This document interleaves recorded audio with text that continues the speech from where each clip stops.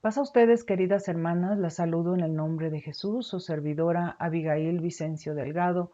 Le doy la más cordial bienvenida a esta reunión de la Sociedad Femenil del sábado 28 de noviembre del 2020, que estudiaremos la lección número 8. Pero antes de ello, las invito a que nos pongamos en las manos de Dios. Oremos reverentemente. Padre que estás en los cielos, estamos aquí, este grupo de mujeres que nos disponemos a estudiar tu palabra. Te pedimos tu dirección divina, Padre, para una servidora, para que pueda exponer tu palabra y que sea de edificación para cada una de mis hermanas y también que pueda llegar a sus familias, Padre. Que cada una de ellas esté con un corazón abierto para escuchar, para escudriñar y aprender cada día más para la edificación del cuerpo de Cristo. Bendice a cada una de mis hermanas y sé con ellas darles la salud para que podamos seguir sirviéndote en tu obra, bendito Dios. Gracias por lo que haces en nuestra vida. Te lo suplico, te lo imploro, en el nombre de Cristo Jesús. Amén. En esta ocasión estudiaremos la lección Mujeres para Mujeres, que es la lección número 8, la conversión de Damaris. La lectura base está en Hechos capítulo 17, verso 34, que dice así: Mas algunos creyeron, y juntándose con él, entre los cuales estaba Dionisio el Areopagita, una mujer llamada Damaris, y otros con ellos. El propósito de nuestra lección es que aprendamos sobre mujeres que permanecen ocultas y que incluso no son reconocidas. A estas mujeres Dios las estima mucho y las elige para la misión. Eso es el propósito de nuestra lección del día de hoy. Para que conozcamos, para ver el contexto de esta lección, vamos a ver brevemente la situación social que privaba en Atenas. Era el siglo V antes de Cristo. Atenas y Esparta eran ciudades comerciales. Años después fueron dominadas por los romanos juntos con Grecia, pero conservaron su carácter dentro del centro comercial y fue una cuna de grandes filósofos como Aristóteles y Platón. El pensamiento que prevalecía en la época era el siguiente. Platón creía que el alma es inmortal. Cuando muere el cuerpo, el alma se va al mundo de las ideas. Y Aristóteles creía que el alma es mortal y cuando muere el cuerpo, muere el alma con éste. Años después, cuando Pablo llega a Roma, era un centro intelectual. Se encontraban filósofos como los epicúreos y los estoicos. Estos creían, como Aristóteles, que al morir una persona se muere cuerpo y alma. No creían en la resurrección, se consideraban enemigos del cristianismo.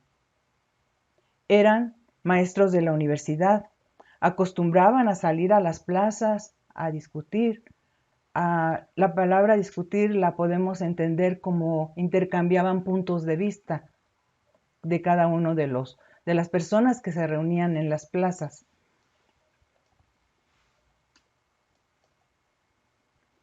Atenas se había llenado de la peor idolatría. Todas partes se veían estatuas, imágenes de los dioses y diosas griegas. Los atenienses eran religiosos y cada día buscaban oír o decir algo nuevo. En este contexto llega Pablo y lo podemos confirmar cuando Pablo llega a Atenas en la lectura de Hechos, en el capítulo 17 del verso 13 en adelante. Voy a leer el verso 16. Pablo en Atenas. Mientras Pablo los esperaba en Atenas, su espíritu se enardecía viendo la ciudad entregada a la idolatría. Así que discutía en la sinagoga con los judíos y piadosos y en la plaza cada día con los que concurrían. Y algunos filósofos de los epicúreos y de los estoicos disputaban con él y unos decían, ¿qué querrá decir este palabrero? Y otros, parece que es predicador de nuevos dioses, porque les predicaba el evangelio de Jesús y de la resurrección. Y tomándole le trajeron al Areópago y diciendo, ¿podremos saber qué es esta nueva enseñanza de que hablas? Pues traes a nuestros oídos cosas extrañas. Queremos pues saber qué quiere decir esto, porque todos los atenienses y los extranjeros residentes allí en ninguna otra cosa se interesan sino en decir y en oír algo nuevo. Entonces Pablo, puesto en pie en medio del Areópago, dijo, varones atenienses, en todo observo que sois muy religiosos, porque pasando y mirando vuestros santuarios, hallé también un altar en el cual estaba esta inscripción, al Dios no conocido, al que vosotros adoráis, pues sin conocerle es a quien yo os anuncio. El apóstol Pablo les aclara que ese Dios que ellos tienen dentro de todos esos altares, ese Dios no conocido, es el Dios que Él les va a hablar. Y les empieza a explicar todo lo que nuestro Dios hizo desde la creación, desde el principio, y cómo también Él siempre ha estado cerca de nosotros. Pero cuando llega a un punto, y lo vemos en el verso 31, donde dice, por cuanto ha establecido un día en el cual juzgará al mundo con justicia, porque aquel varón a quien designó, dando fe a todos que haberle levantado de los muertos, pero cuando oyeron lo de la resurrección de los muertos, unos se burlaban y otros decían, ya te oiremos acerca de esto en otra vez. Y así Pablo salió de en medio de ellos.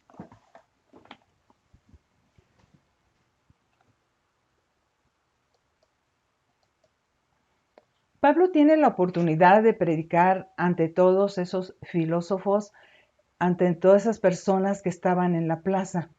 Cuando él toca el punto de la resurrección, lo interrumpen.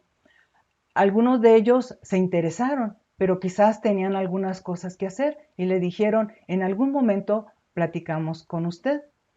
Otros se burlaron de él y otros simplemente se retiraron del lugar. Y vemos que más adelante, ¿quiénes son los que se quedaron a escucharle? Fueron unos pocos que se unieron a él. Lo que podemos aprender de este pasaje sobre aquellos que permanecen ocultos y que incluso no son reconocidos, Dios los estima mucho. Los convertidos en ese tiempo son de un valor muy grande. El apóstol Lucas los describe como joyas.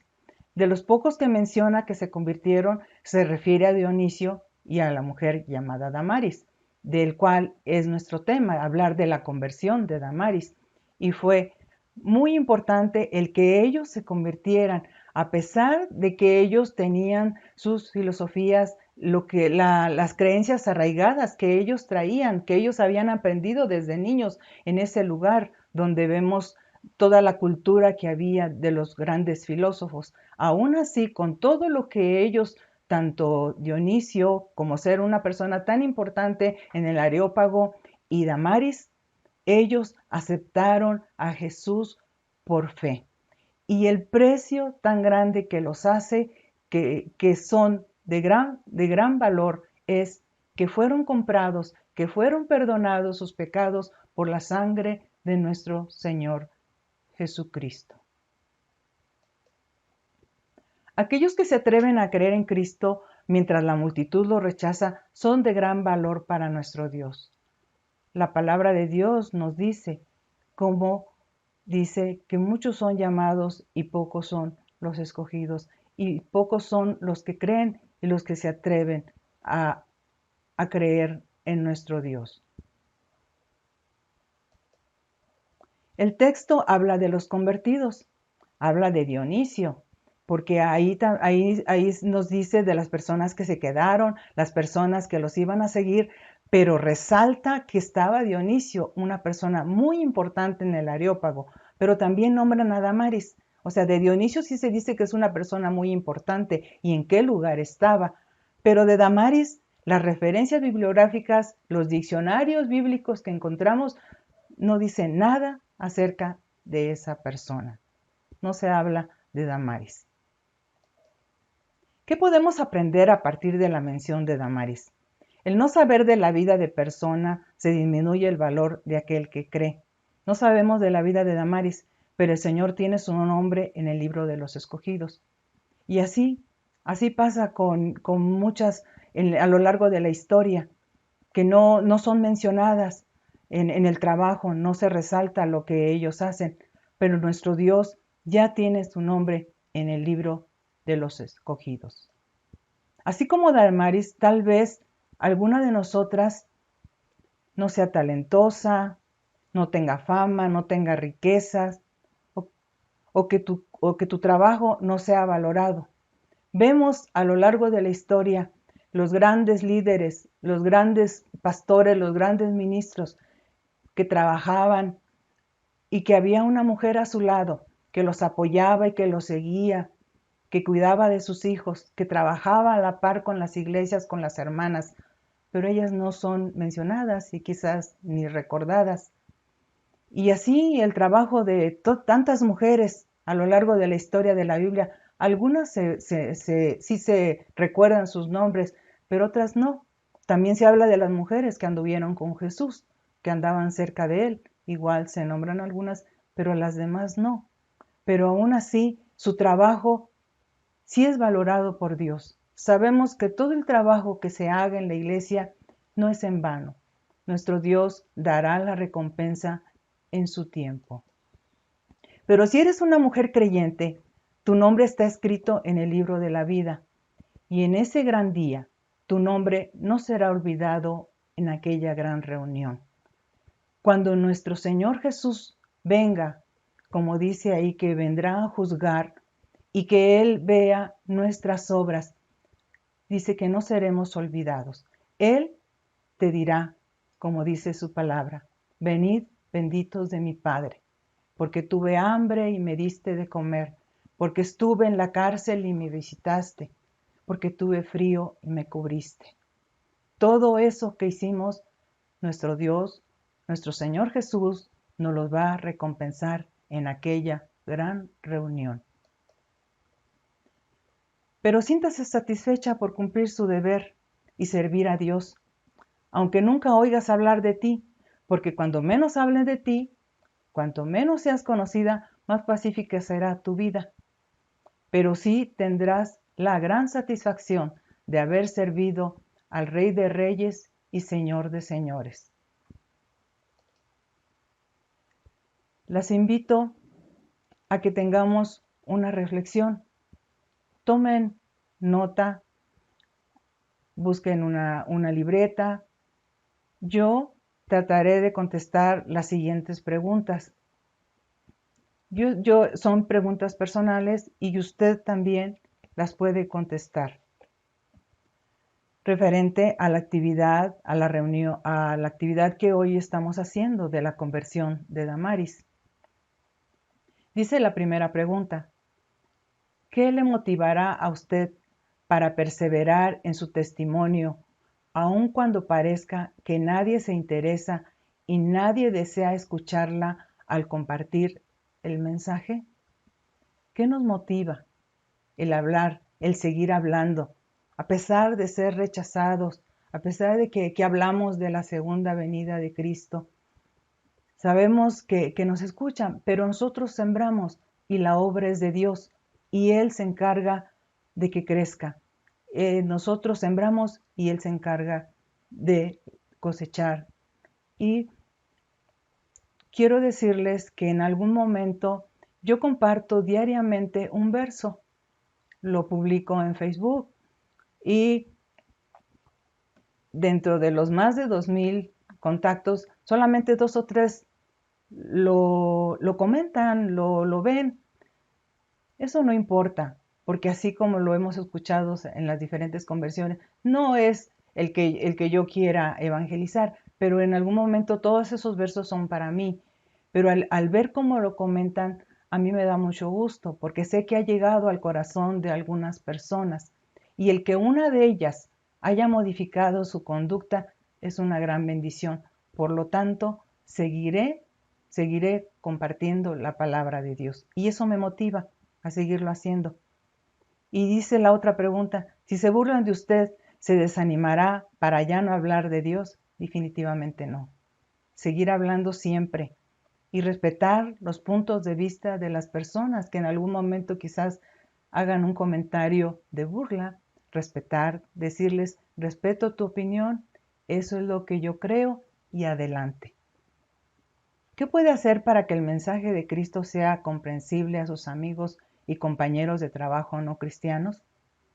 Es algo de lo que casi siempre decimos, ser testimonios vivos, que lo que hablamos de la palabra de Dios lo vivamos, principalmente en nuestra iglesia pequeña que es nuestra casa, que seamos diferentes en el trato con nuestro esposo, con nuestros hijos, y si trabajamos, que también seamos esa luz que la palabra de Dios dice que seamos.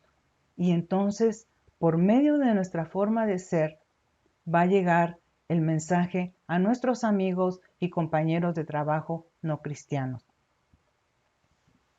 ¿Cómo calificaría usted el ministerio de Pablo en Atenas y por qué? Que fue exitoso.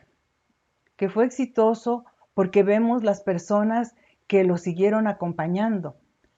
Tal vez no se convirtieron todos, solamente se habla de la conversión de Damaris y Dionisio, pero los demás, porque no es igual el creer que el convertirse, y los demás que creyeron, lo siguieron y se unieron al grupo y fueron con Pablo.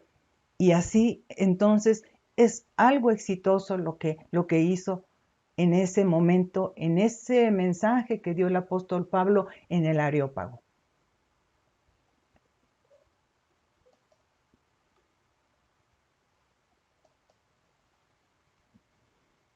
La conclusión. La conversión de Damaris nos enseña sobre cuál debe ser nuestra actitud al predicar el Evangelio. No buscamos personas por ser reconocidas o por poseer riquezas o belleza. Buscamos a aquellos que Jesucristo desea. Al hablarles a las personas, no vamos a buscar las gentes ricas, los grandes, los poderosos, aunque nuestro Señor no hace excepción de personas y el mensaje va a todos, pero vamos a buscar a aquellos que Jesucristo desea. No por la belleza tampoco, ni porque sean grandes personajes reconocidos.